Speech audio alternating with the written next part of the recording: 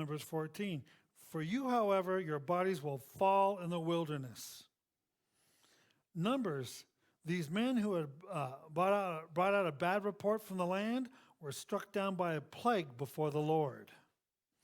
Numbers 26. For the Lord had told them they would surely die in the wilderness, not one except for Caleb and Joshua the son of Nun. Now, the reason I just went over all these is not just to go through the Old Testament, though it's a fine thing to go through.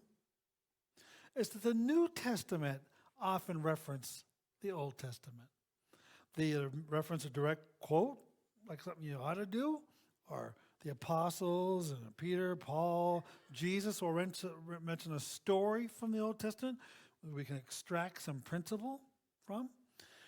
And there are the two extremes I encourage everyone to avoid. One is to just disregard the Old Testament. They keep quoting it for a reason, therefore it's not irrelevant. Though I know some people who say it is. They don't even bother reading it. The other extreme is to try to do every single law and code in the Old Testament. And if you read the New Testament, we're not supposed to do that either. But for some reason, people who prefer to go to extremes take the Old Testament and either do one of the two. Like verse 11, these things happened to them as examples and were written down as a warning for us. On one, the culmination of the ages has come. Same point he's already made. You're supposed to learn from this. And why? Because Christ is here. God's fulfillment of all these things and pointing to it.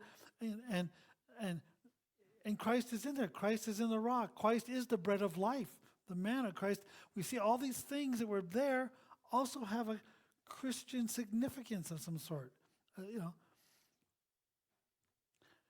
And then if you want to highlight a verse today or memorize a verse, which is even better, verse 12. So if you think you are standing firm, be careful that you do not fall. And this is a great one. So if you think you're standing firm, be careful that you do not fall. The apostle writing to a church. I think it's safe to read this again to a church. Here's a reminder of judgment. Judgment. The Apostle Paul, back to 1 Corinthians 10, verse 6. Now all these things occurred as examples to keep us from setting our hearts on evil things as they did. Why is he going over these things? Because they're great examples.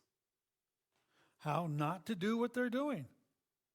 Now, I learned this lesson. Now, I can't always apply it, but I did notice it. Let's put it that way. I noticed when delivering restaurants, I just came in the habit of looking at the gutters and the edge of the roof. And if it was smashed, what did that tell me? That most trucks can hit it. So I knew, do not back up too close to the door. However, if I saw something with absolutely no marks in it, unless the building was brand new or the bridge or whatever else, chances are, good sailing for me. I could learn from other people's mistakes. It's a Mike quote. You can share it, print it on a t-shirt. It is good to learn from your mistakes. It is natural. It is wise to learn from your mistakes. And it is much less painful to learn from someone else's mistakes.